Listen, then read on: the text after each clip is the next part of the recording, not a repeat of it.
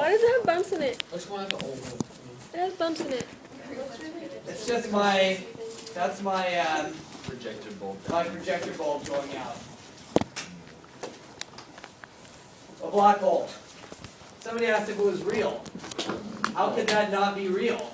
It's a black hole. I can find the words too. It's good. It's good. Okay? You need sometimes. Since we were talking about I'll look in here gravity, and read it to you. I'm not even trying now to it's a quote black hole. John Mayer, but somehow get that song stuck in my head.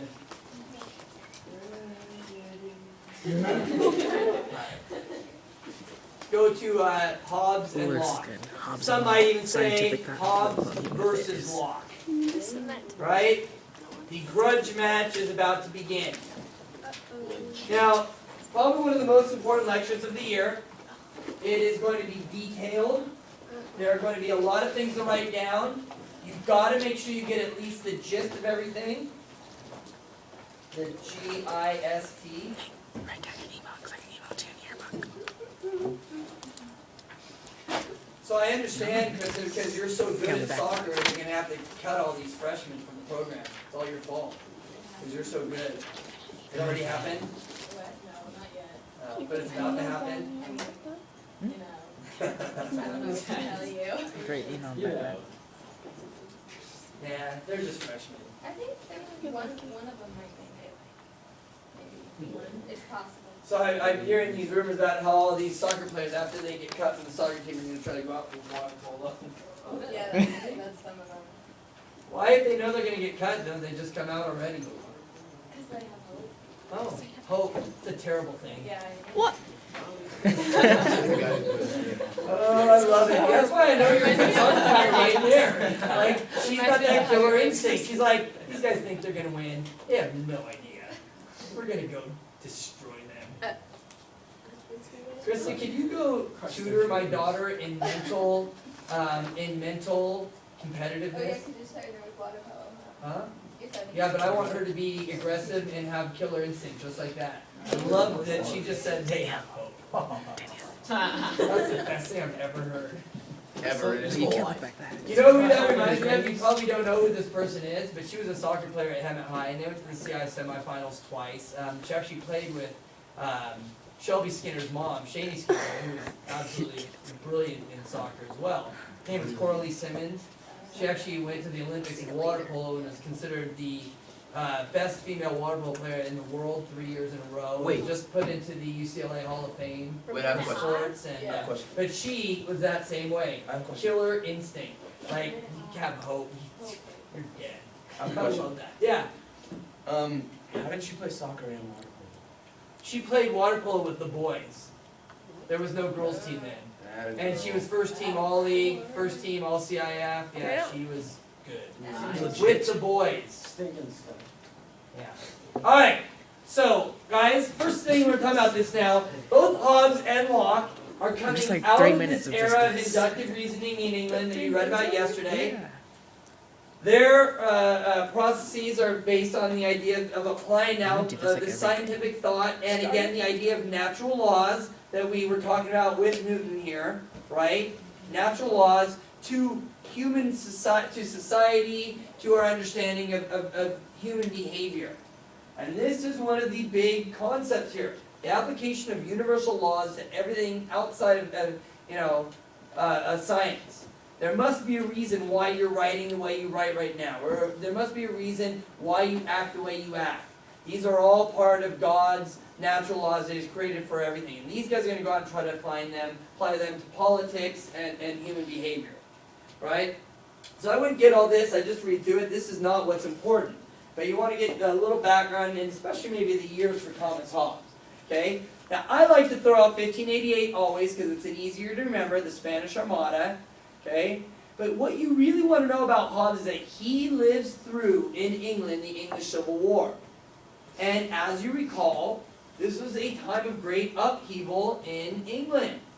I mean, they execute a king, right? They fight for years. Then they live under this other guy that is not a very good leader, that he didn't think Oliver Cromwell. So, it's great time of chaos and instability. So this is what's going to drive him. Okay? that his experience is going to drive him in the sense of understanding this political chaos, and his greatest fear becomes this lack of instability. So when he writes Leviathan, he's writing it in response to the experiences he has growing up and living under this English Civil War. And I think that makes perfect sense. I mean, you guys think about what are the things that are going to drive you to do what you're going to do. Oftentimes it's going to be the experiences and the things that you suffer through that are going to drive. I mean, think some of the great literature of the 1940s and 50s. It was all about the experiences of living through the 1930s and the Great Depression. Okay, that's usually what happens. So we're going to get to Leviathan. Now Leviathan, we've already talked about. We read a portion from Leviathan, fairly long section that you guys were a little bit confused by. Okay, the date's important, 1651. Notice this is 2 years after the king has been executed. Remember, he was executed in 1649. So we're in the middle of the Protectorate at this point. Okay? Now, this work is seen as the foundation for what we define as modern political philosophy. Political philosophy is this. It's just simply the philosophy of how our government should be organized and according to what principles our government should be organized. We used to have a teacher here at Hemet High, by the way, who had a PhD in political philosophy, Dr. Howard Judson. Got it from UCSB. The guy wrote his papers basically on John Locke, who we're going to be talking about momentarily. Absolutely brilliant. You guys think Wayland is good? Judson. That's who he, by the way, studied with and became a teacher with, Gabby. So, Dr. J. Anyways, what he does is he says this is how society should be laid out politically, and to do this he basically lays out a set of principles that he kind of says are scientific, and to do this he has to start with this fictitious place. Okay, and Francis Bacon did this also, and a lot of thinkers did this, and even Aristotle and Plato, but he starts with this fictitious place that we now call a state of nature. Okay? Now, I want you to know when we talk about a state of nature that a state of nature really doesn't truly exist. Okay, but he's going to start with how he sees man in a state of nature. So I need to go on. Okay? We define this as how man behaves before society exists. Now you have to kind of imagine this, like how people were. And you probably start thinking back, and what you really see is that societies have always existed one way or the other. Okay? That there's always been some sort of societal, even Neanderthals hunted together, right? And that is in a sense a form of society.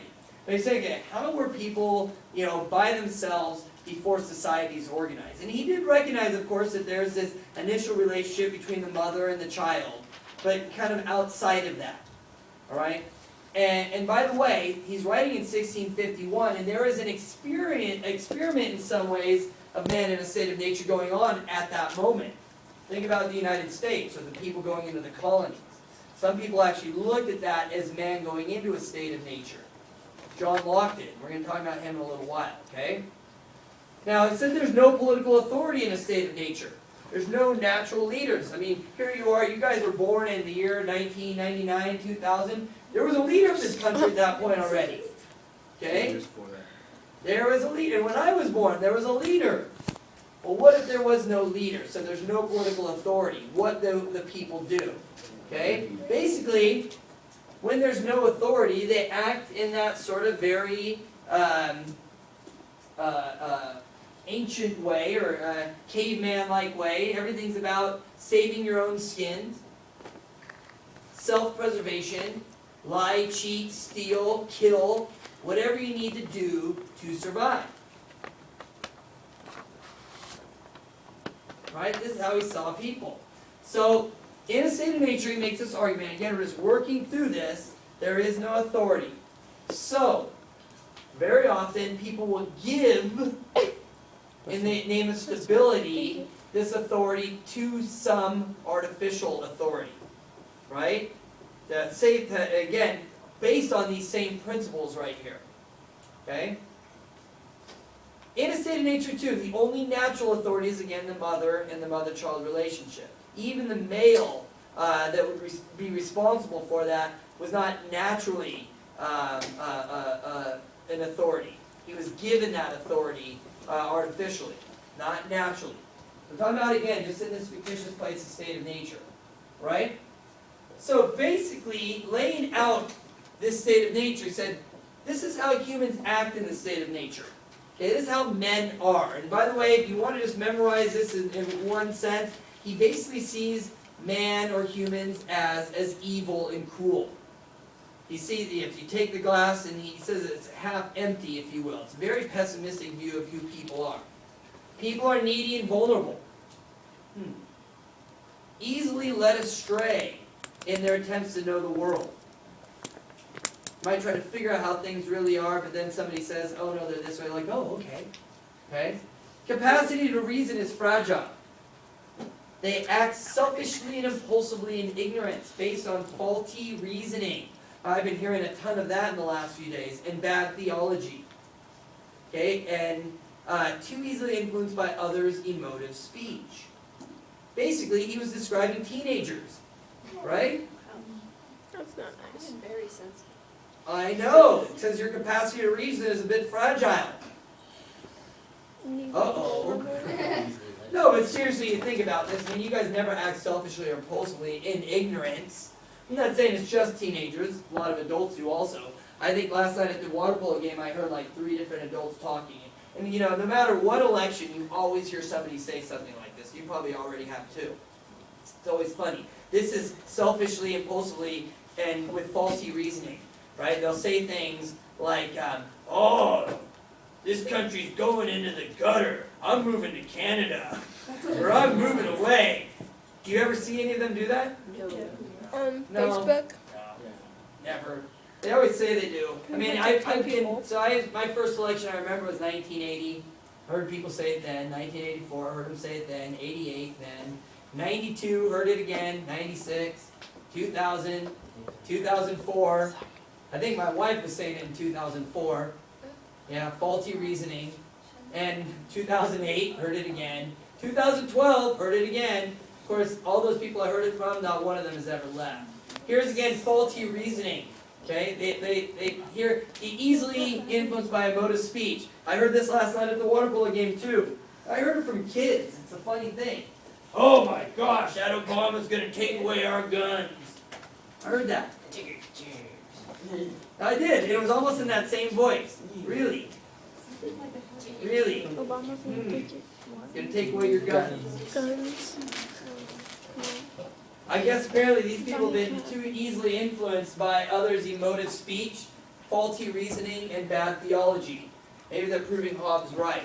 Matter of fact, it's interesting because, you know, when we talk about Hobbes, he basically said that in a state of nature, you guys are not in a state of nature. Okay, you live in a society.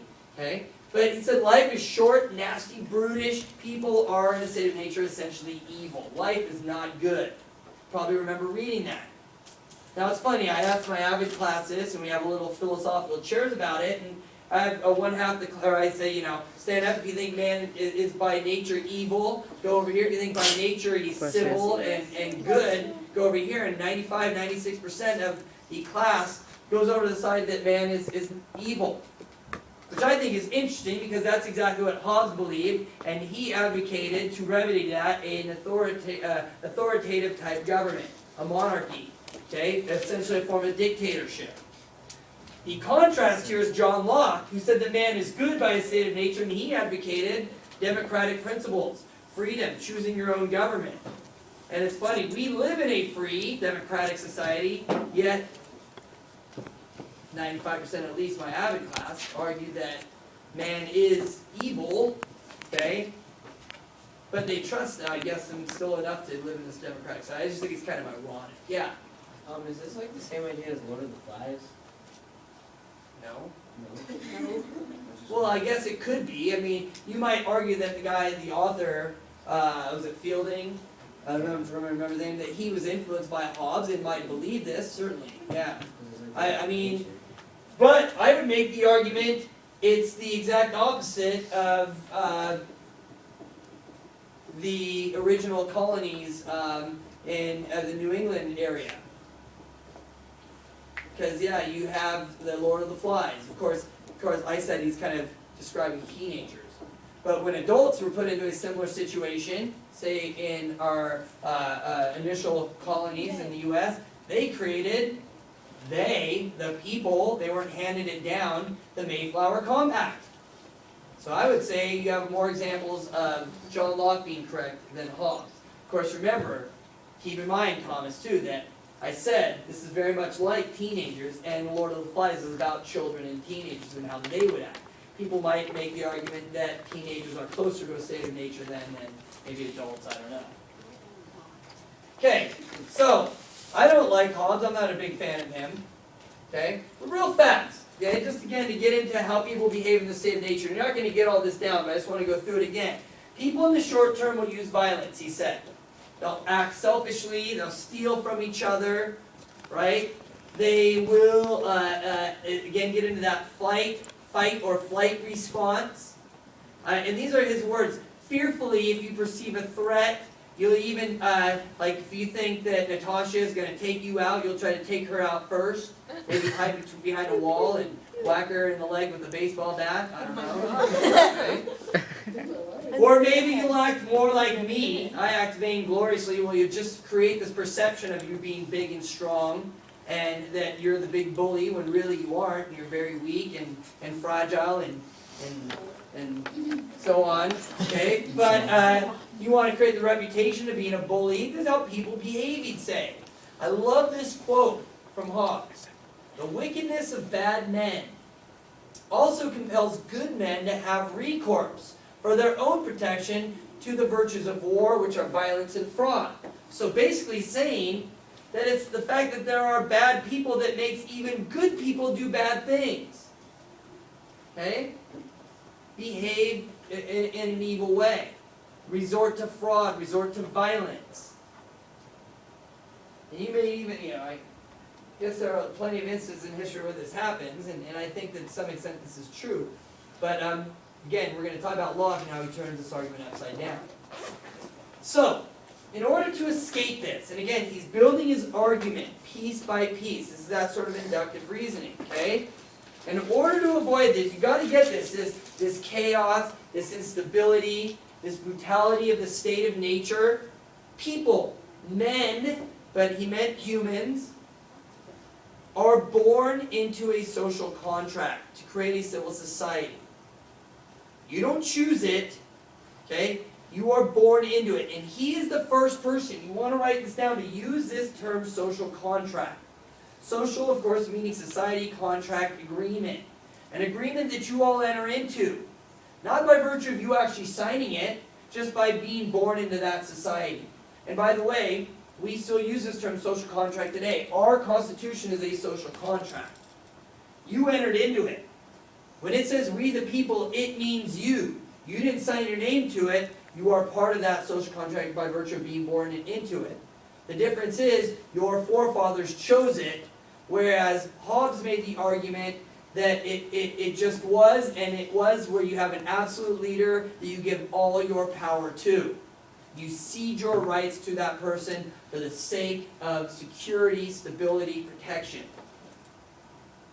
Now, of course, what was Hobbes' greatest fear at the very beginning of this short little lecture? It was rebellion. It was chaos. The chaos of the Civil War. He didn't want to see that again.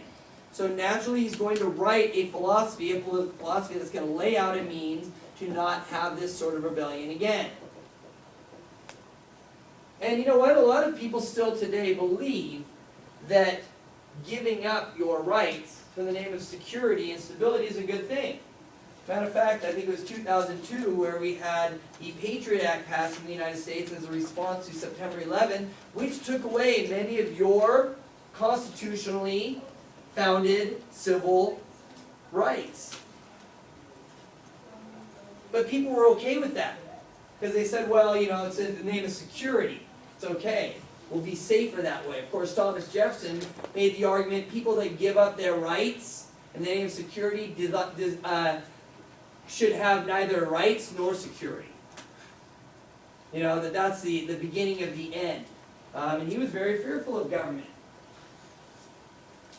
Should never give up your civil rights in the name of security, he said. Never. Of course, we do all the time. We did in the Civil War, and I hope you're going to go see that movie about Lincoln. You'll see a little bit about how people were forced to give up their rights by the government in the name of security. World War II, World War I, all kinds of instances in our country where we were forced to give up our rights.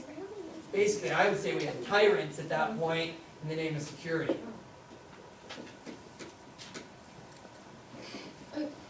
All right, and again, we saw this amazing picture in the aristocratic seminar. The social contract idea is founded in the picture itself, the fact that the people are the king. The people make up the king, but the king then has all that power. Brings us to John Locke. Now, John Locke, also an Englishman, therefore influenced by Bacon and empiricism and Newton, and he is truly a Newtonian, okay? He also lived through the English Civil War.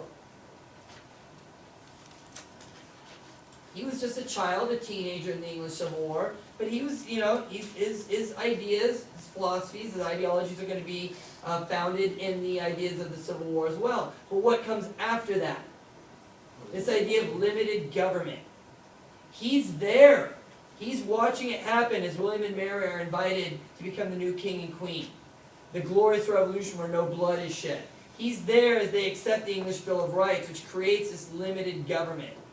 And he writes his philosophies about, one of his most important ones, about the importance of limited government.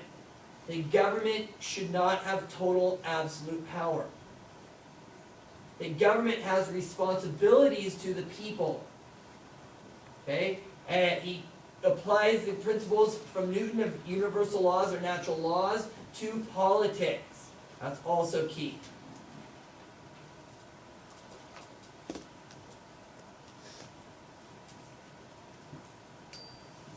If there's one person that you need to know this year that is going to be somebody you're going to take with you the rest of your life, it will be John Locke. You will study Locke, I guarantee you, whatever you study at university, does not matter. Sociology, psychology, medicine, language, linguistics, literature, philosophy, political science, history, art history. It does not matter what you study. You will read Locke at some point. Okay? Because his ideas permeate just about every sphere of our world today. Okay? And you're going to see. Now we have 4 essays that he wrote that are the ones that we generally read from. Now the first 2 there, I would write down as one essay. It's just, you can call it the 2 treatises of government. You don't have to call it the first treatise and the second treatise. The 2 treatises.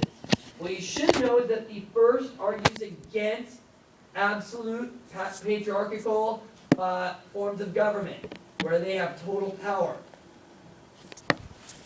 The second says and discusses how governments have a responsibility to protect natural rights, because people are by nature good. Okay? So the 2 treatises on government, the first, again, annihilating Hobbes' idea of absolute government, and then what is the purpose of government in the second? What are natural rights? What are the what do governments have a responsibility to do?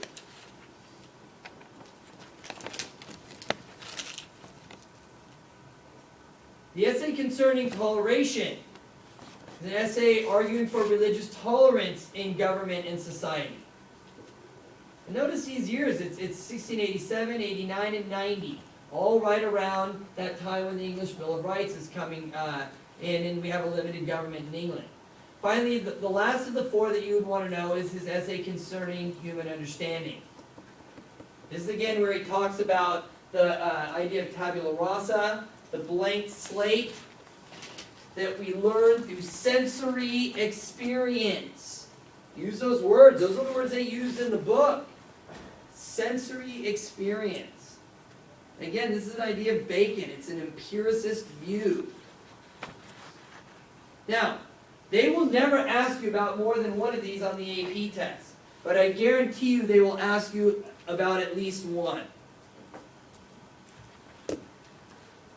John Locke will be on the test, and one of these essays will be on there. Okay? Not all four. It's just good to remember them all, though. Memorize them, as I say.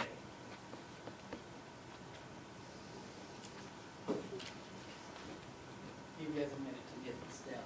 Now I'm going to talk about, today, the two treatises, and I'm going to talk about the essay concerning human understanding.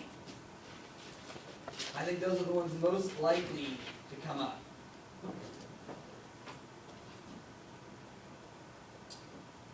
Folks here, Brianne Jones.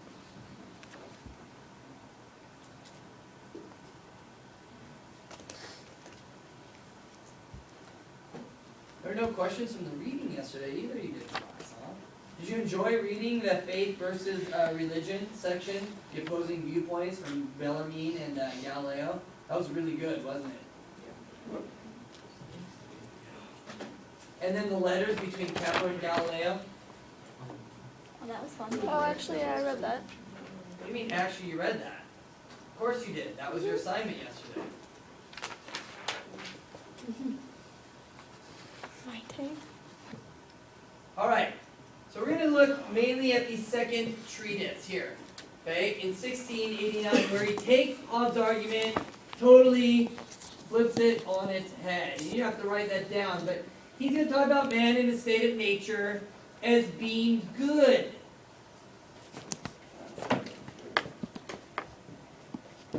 Now, you look at man, he'd say, man has the ability to reason. This is called rationale, right? We're rational people. This is what keeps us separate from animals. Animals don't reason, humans do. And it's reason that teaches us not to harm each other, not to harm our neighbors, to live in a civil society. It's reason that tells us to be guided by our conscience, okay?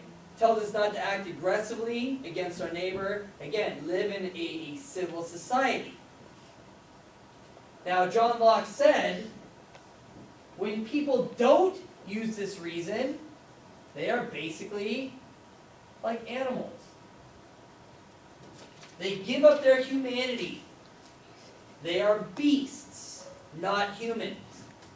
So again, in the state of nature, those humans that don't are essentially not humans. They lack reason. They lack this conscience.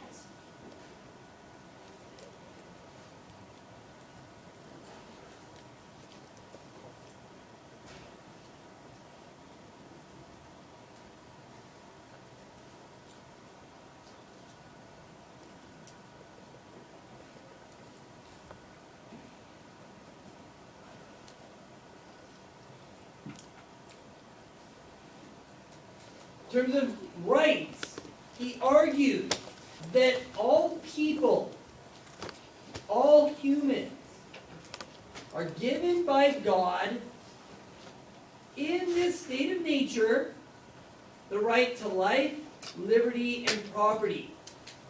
Okay? Everybody has these. And they cannot be surrendered. You cannot give them up. They cannot be taken away. God intended that you have them all the time. Now, certainly you say, well, oh my gosh, there are instances throughout history where these rights have been taken away. He called these the inconveniences on these rights. He said, yes, these inconveniences existed. There's conflict over property. Okay? But this is why people enter into a social contract. They don't enter into a social contract for stability and security. They enter into a social contract to protect these rights. To try to get rid of as many of these inconveniences as possible. To set the inconveniences by the wayside. This is the purpose of the social contract. So, we take this step further. This means that government then's purpose is to what? protect your life, your rights to life, liberty, and property. That is the purpose of government. Protect your life, liberty, property, yes. So does that mean they both believe in the social contract? Yeah, that it's the idea that they have very different ideas of what a social contract is. One is you're born into it and it's automatic, you're with the king. Whereas the other saying is it's now going to be you as the people choose the contract. And I'm going to be getting into that in the next page. Matter of fact, the social contract is the title of the very next slide. So I'll give you a minute to write this down.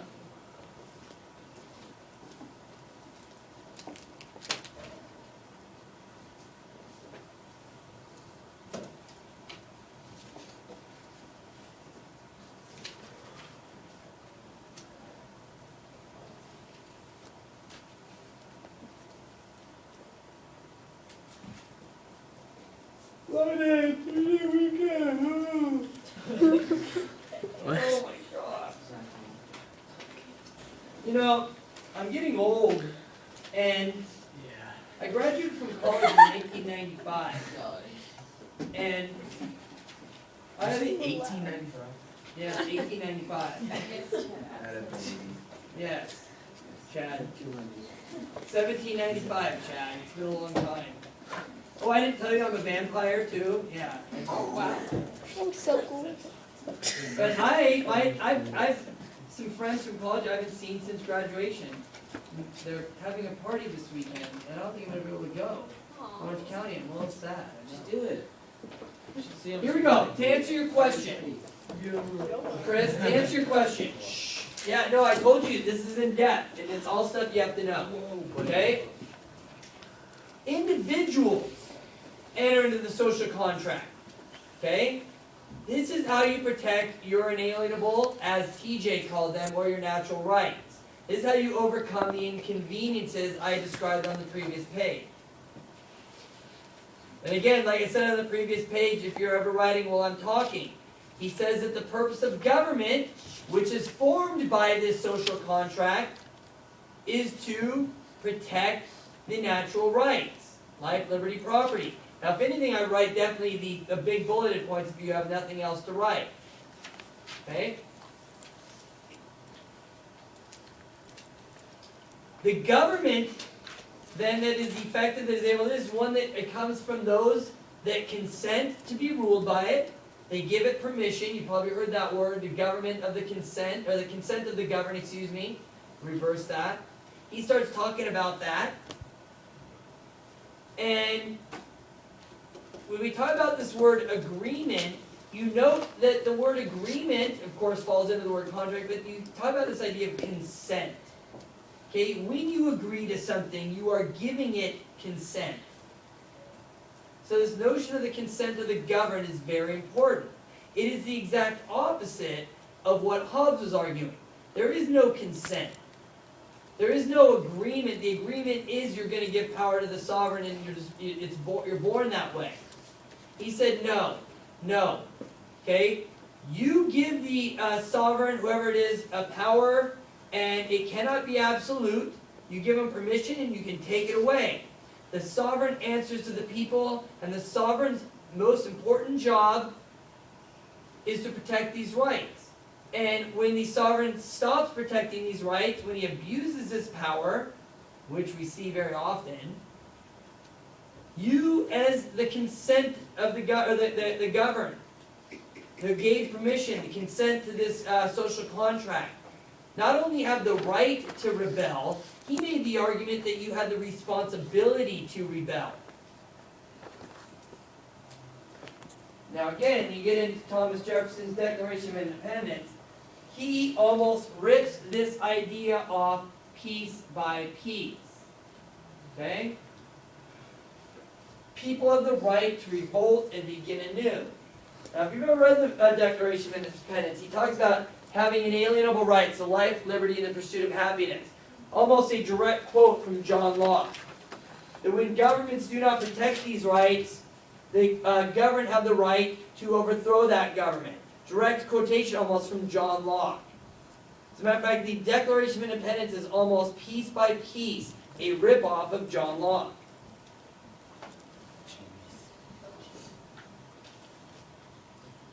Absolutely. Of course, inalienable, I think originally Thomas Jefferson used the term natural, and it was Ben Franklin that asked to add inalienable.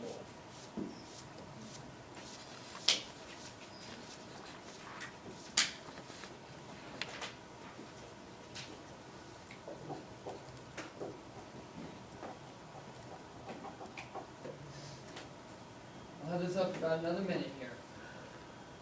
Please get the basic big points. Now, this political philosophy of John Locke's obviously has had an enormous impact on our founding fathers, our Constitution, our Declaration of Independence. When you read the preamble of the Constitution, it's all John Locke. Using the words, the consent of the governed. Okay, even we the people has to do with John Locke. It's more a little Jean-Jacques Rousseau we're going to talk about later on. But these are all basic principles that John Locke espouses. The Bill of Rights, individual rights, John Locke. So this is a big deal. Now we move out of his politics and we move into human understanding and his essay on human understanding. Written in 1690. The essay that really truly shows him for what he is, a great and true empiricist, because all the empiricists naturally reject the deductive reasoning of René Descartes. And in this essay, he will rip apart Descartes' idea that we are all born with innate ideas. You're born with the idea of what a cat is. You're born with the idea of what a dog is and a tree. Okay? And you use that to discover what they are in your brain.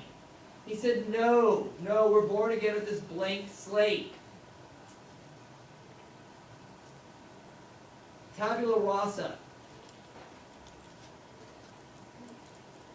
Though we will learn at the end of the year, possibly, when you do our Star Wars unit, that just maybe, there are some innate ideas that we are born with. Joseph Campbell argues that we are all born with the innate idea of what a hero is. That's why you could watch Star Wars without any language whatsoever, and you would know what was going on, even if you'd never seen it.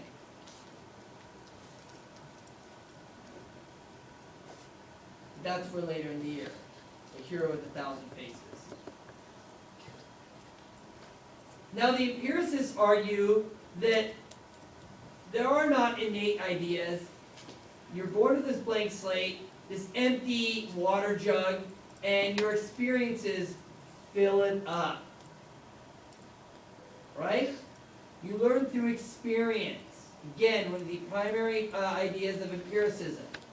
Therefore, when we talk about the application of this to society, he made the argument that children shouldn't necessarily just memorize things in terms of rote memorization, though I think this is a good way to learn.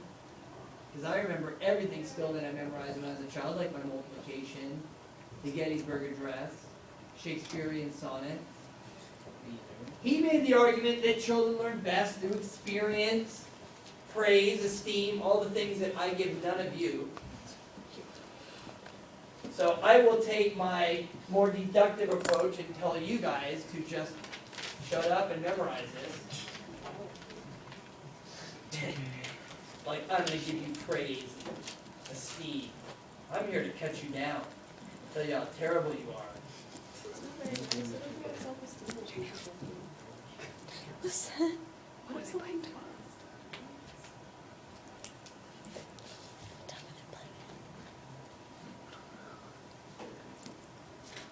And there you have John Locke. So when you have that done, of course, we want to talk about how he's influenced, or how he influences other people. You guys got this down? Yes. When we talk about his influence, I mean his influence, like I said, it permeates our society. he will have a very big impact on how people feel they should raise their children, how we should educate people. You know, he has a whole essay on linguistics too, and the power of language.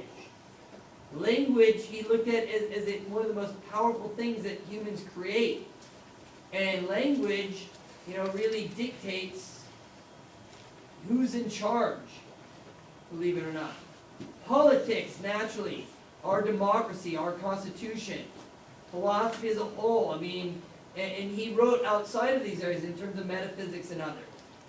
He's seen very often as the bridge between the scientific revolution and the Enlightenment, which is one of the next periods, intellectual periods we're studying. He looked at the American colonies as proof of how men behaved in a state of nature. Again, you look at the ideas of the Mayflower Compact, that men would, in a state of nature, which the United States essentially was, act by creating a social contract and rationally and all that other stuff. And then, of course, as I already mentioned, Jefferson. Now, guys, AP test, you'll have law questions. CST, you'll have questions. AP government, you'll have questions on law. Your U.S. history test, you'll have questions on law. You will have questions on law for the rest of your high school career and probably college career.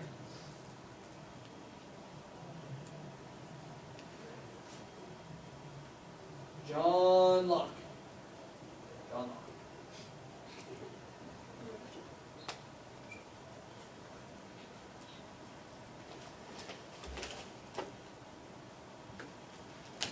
Smells like Play-Doh. What? It smells like Play-Doh in Smells like Play-Doh? here. Yeah. I guess my olfactory nerves aren't as astute as yours.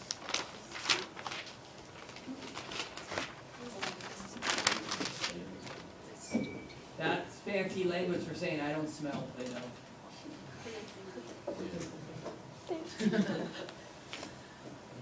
All right, now because Krista said she didn't have enough homework for the weekend.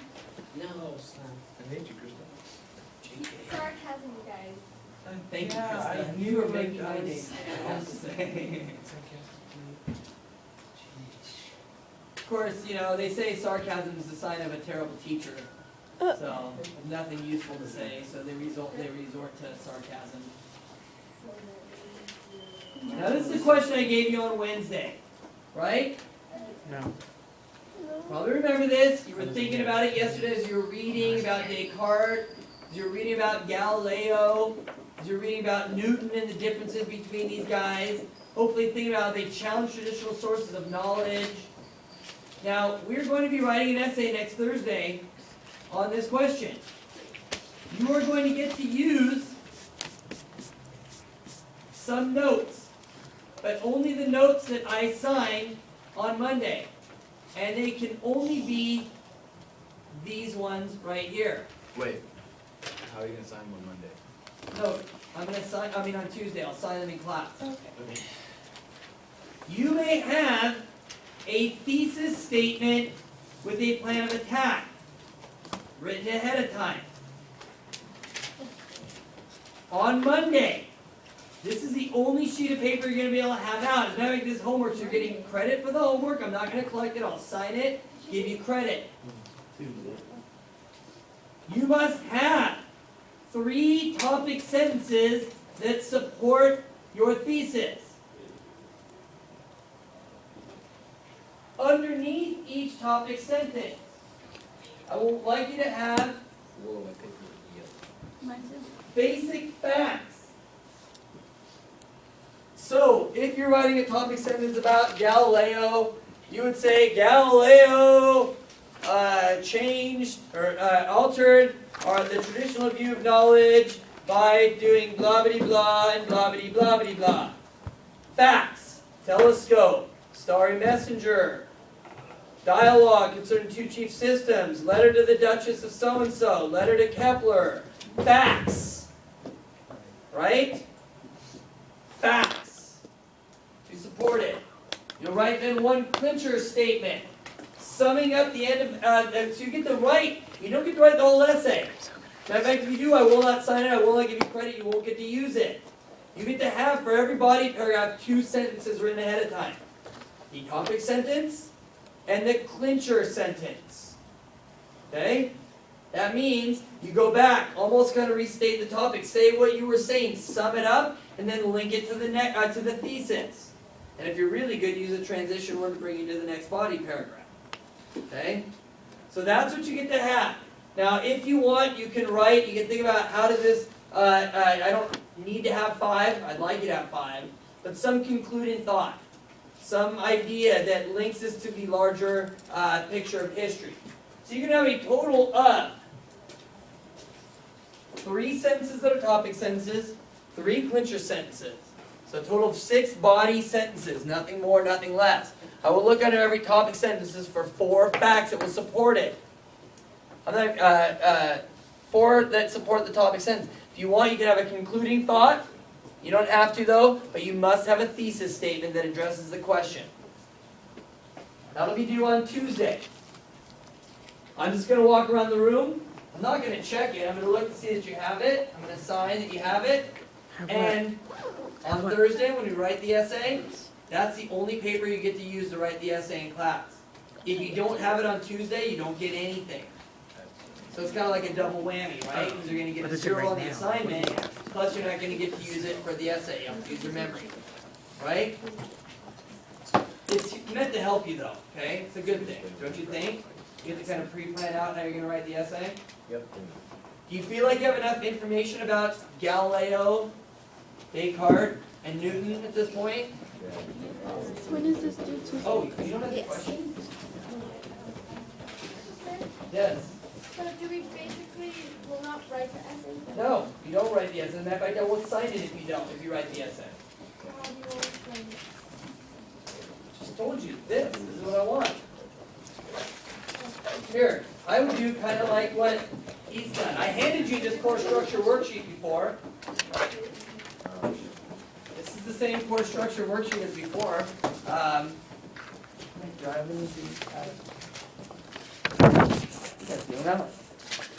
You've been up here for so long.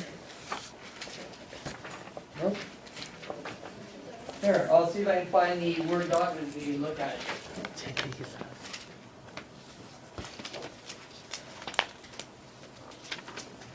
If you go through all those essay writing materials that I gave you, you'll probably find it in there. The course structure.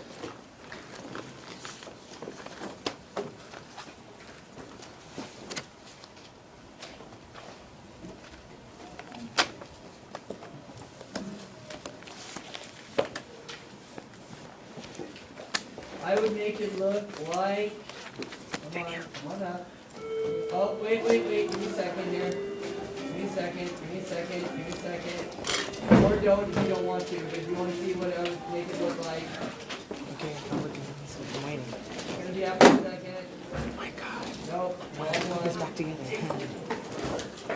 Do it right now. Huh? Do it. Because he said he's gonna put something up. Aye. Course structure. Course structure.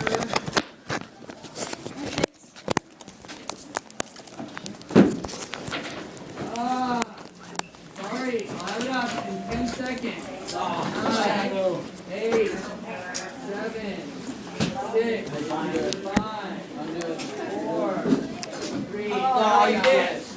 Right? So you write the What's that? Oh my god. sentences. She's totally blocked that. You totally blocked that. What's that?